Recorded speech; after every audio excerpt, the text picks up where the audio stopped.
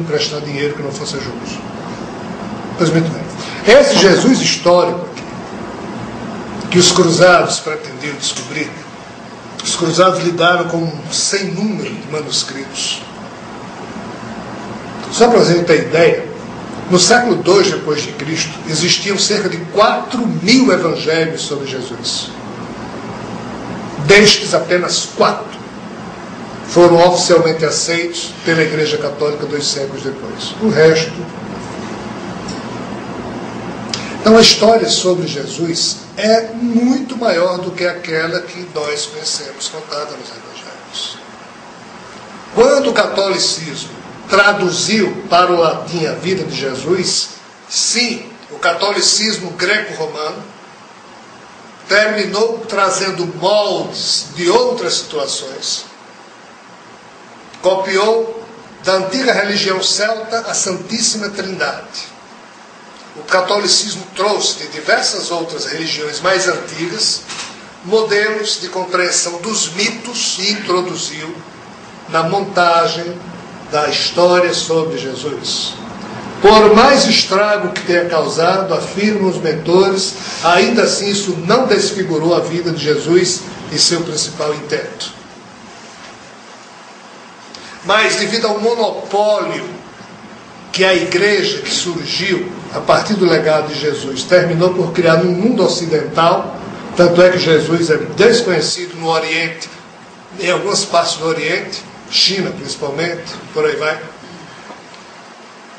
Muitas forças surgiram contra a manipulação católica em torno da figura de Jesus.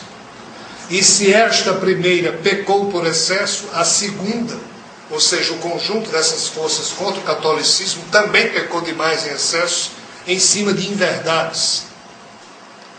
Documentalmente falando, não chegam a meia dúzia de emissários que existem ou existiram ao longo da história humana que teriam histórias parecidas com Jesus. Mas nenhum nasceu. 2 deles não nasceram no mesmo dia. O documentário afirma que diversos nasceram no mesmo dia. O documentário afirma que são milhares. Isso é um exagero. Não há prova documental daquelas afirmações feitas. Eu, Rogério, concordo com absolutamente tudo que está ali escrito, dito, e eles batem duro na manipulação da Igreja Católica, mas não é verdade na parte de argumentação que eles utilizaram, como se transformando Jesus eminentemente num homem inexistente, e sim num mito repetido pela Igreja Católica sobre mitos que já haviam existido no passado, inclusive se referindo a alguns deuses do Egito que não tem nada a ver com Jesus, e a história não tem nada a ver com o que foi dito ali.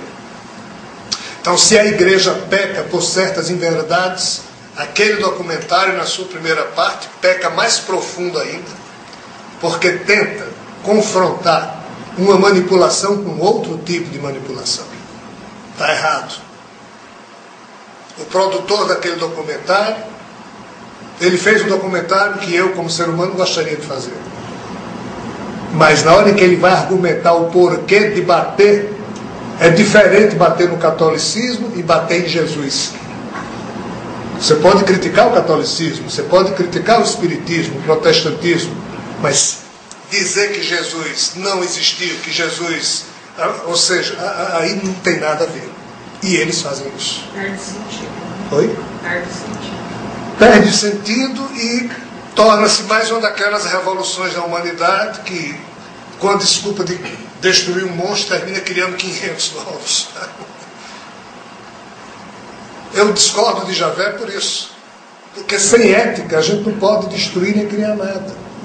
E a princípio aos nossos olhos, Javé não tem ética. Ele tem, mas é uma ética muito dele.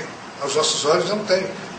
Então, a mesma crítica que eu faço a esse documentário, eu faço também a Javé, porque aos meus olhos é... Então, a segunda parte do documentário, que fala sobre conspirações, essa parte, ela é fantástica, deveria ser refletida por todo e qualquer ser humano, mesmo que ali tenha também exageros e inverdades. Mas a segunda parte do Zeitgeist, acho que o nome é esse, é muito interessante. A primeira que ele fala de religião, em termos de críticas ao modo como as religiões manipulam as pessoas, eu concordo e assino embaixo. Mas agredir a figura de Jesus, chamando-a de inexistente ou de manipulada a tal ponto que ficou desfigurada, é uma outra inverdade que não tem nada a ver. A outra pergunta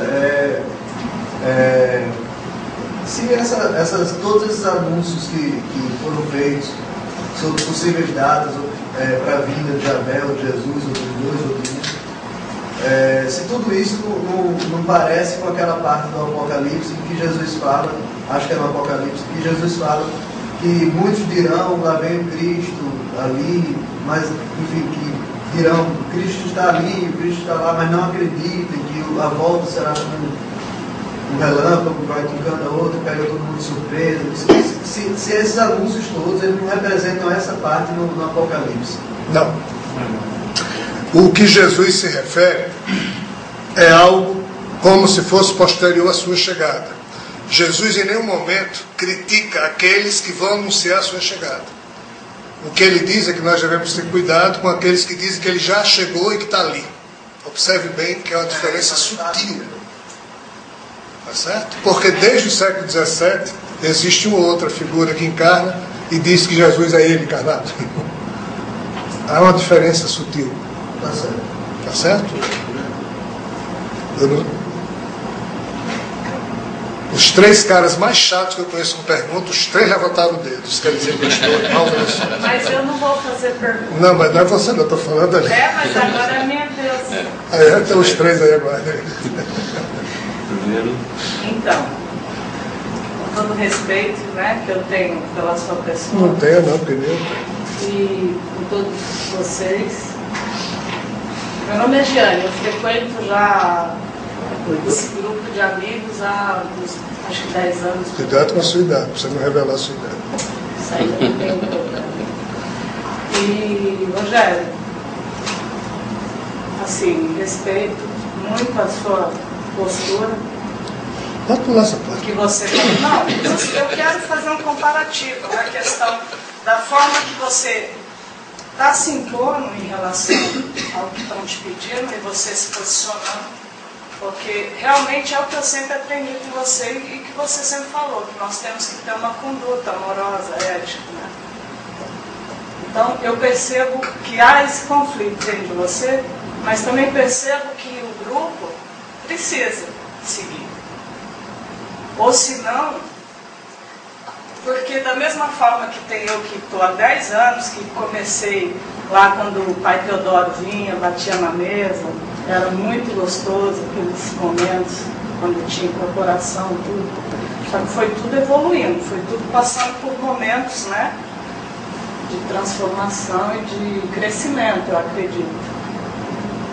Só que vem chegando mais pessoas que precisam do princípio do que acontecia e não sei se eu estou conseguindo me expressar melhor, mas o que eu quero dizer é que não deixa, não abra mão.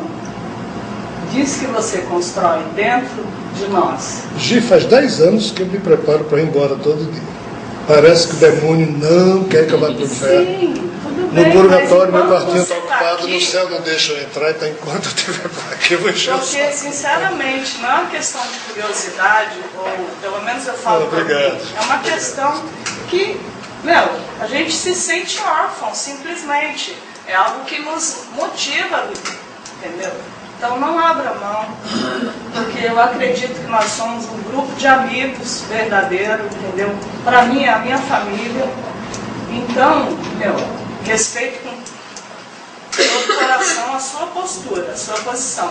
Obrigado. Mas também, assim, esse comparativo que eu tentei fazer, né? E que você não deixa, não abandone a gente não, viu?